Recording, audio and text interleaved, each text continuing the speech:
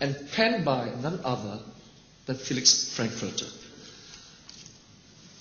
I will just conclude now by just casually saying, mass media has justified, especially US, the multinational, international mass media, justified that we need not abide by the rules of war. Why?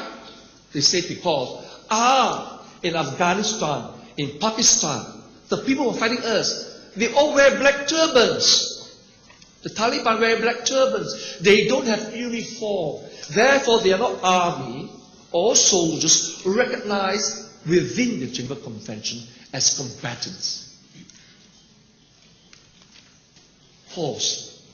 How stupid that distinction is made. But see, because we are numbed by brainwashing, by propaganda, we don't even think how stupid that statement is. So I will conclude by showing to you that we don't think we will be victims of brainwashing. Why? Because the simple answer to that basis that the Taliban, the Afghans, the Pakistanis, or the Palestinians are not combatants, are not soldiers, because they don't wear a uniform, or they wear a black turban. It's fallacious. Very simple. Second World War. Who were the partisans? In France, in Italy, in Yugoslavia, in Poland.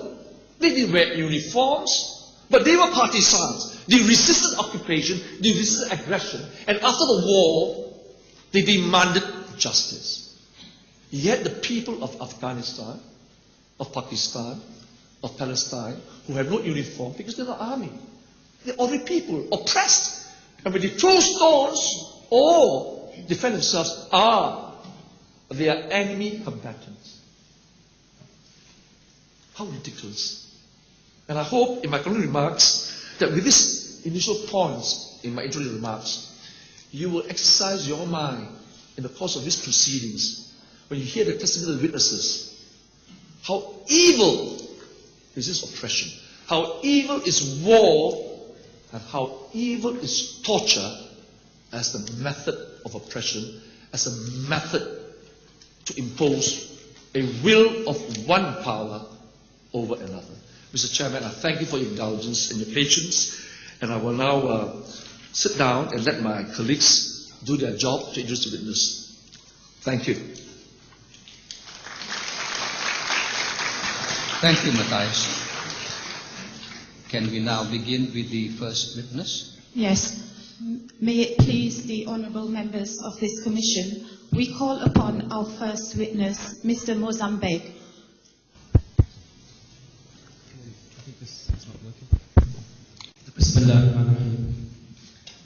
My name is Mozambique. I'm a British citizen, and I hereby solemnly and sincerely declare that the information as follows. I'm 41 years old. I'm director of the human rights organisation Caged Prisoners. I'm a British citizen, and I was held without charge or trial by the United States of America from 2002 to 2005 without charge or trial. I live currently in Birmingham, in England, the United Kingdom, Great Britain. In 2001, in the summer, I moved to Afghanistan, Kabul, with my wife and children to work on a project to build a school for girls. After the September 11 attacks and the subsequent invasion of Afghanistan, I evacuated under American bombs and missiles to Pakistan, where I took refuge and remained there helping other refugees until the night of the 31st of January 2002. There was a knock on my door. I answered the door to be faced by several people, none of them who identified themselves, none of them who asked me any questions. They produced no documentation. They stormed into my house. They put a gun to my head. They forced me onto the ground of the forecourt of my house. They shackled my hands behind my back. They shackled my legs. And they put a hood over my head and carried me away to the back of the vehicle for the next 3 years. I discovered that amongst the people that were detaining me or taking me away, that there were CIA agents present, or at least that I I assumed they were CIA agents. They were clearly Caucasian and speaking in American accents. One of them produced a pair of handcuffs and said that he was given these handcuffs by one of the wives of the September 11 victims to go and catch the perpetrators, and then proceeded to handcuff my already cuffed hands. The Pakistanis' response after they had taken me to this secret detention site was that they were acting at the behest of the United States of America, that I was not wanted for anything, I was not charged with anything, and that they themselves felt extremely uncomfortable about what they were doing. Mr. Mozambique, could you kindly elaborate what they meant by they were uncomfortable with what they're doing? What they meant by this is that they knew that they had stormed into my house in the middle of the night. They had seen that I was a family man. They told me that we know that you're not wanted in this country for anything, but that we have been asked to do this at the behest of the United States of America, and that if we do not, we'll be struck so hard by the Americans that we will not be able to recover.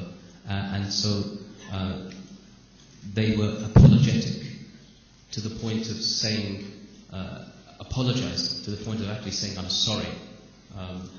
And yet they took me into secret detention and arranged and orchestrated the interrogations that followed after this. And these interrogations happened over a period of 3 weeks. And again, hidden locations where I was taken to, hooded always and shackled. At these detention centers that you were taken to, were you at any time tortured? At this point, at the point when I was held with the Pakistanis, I wasn't, and that's the irony. The Pakistanis didn't torture me. Being a third world progressive nation, I'd expected that they would. But it was only when I was handed over to US military custody that the abuse, torture and degradation began. Yes, please proceed. Prior to my abduction by the Americans, I had received a call from a friend of mine in the United Kingdom who told me that British intelligence had come to visit him and asked about my whereabouts in the UK, and that they were interested in questioning me.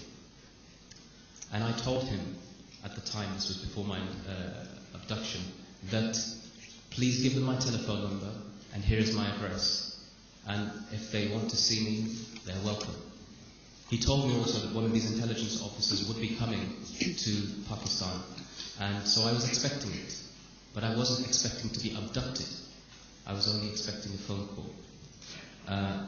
During the duration of my time of being held in secret detention in Pakistan, this same intelligence officer appeared whilst I was being interrogated by the Americans. And it was clear to me then that not only were the Americans doing this, but that my own government, the British government, was complicit in the abduction, and what followed was the torture of one of its own citizens. After being held for 3 weeks in this manner, I was taken to a US military base at the Kandahar airport in Afghanistan. The moment I was handed over into US custody at the airbase in Pakistan necessitated, as far as the Americans were concerned, that I would be thrown onto the floor, I would be shackled, hooded, and my legs shackled, and then taken onto an aircraft. This was a military transport aircraft. I was strapped onto the floor of the aircraft, like in some of the pictures you may have seen of people being seated. Can you demonstrate how that worked? Yes.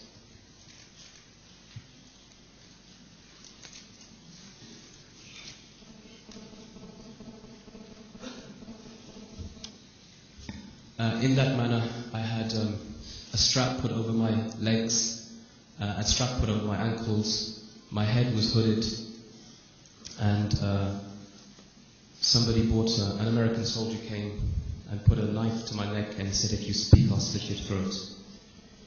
Photographs I could tell were being taken at this point. Even though I had a hood over my head, I could make out the flashes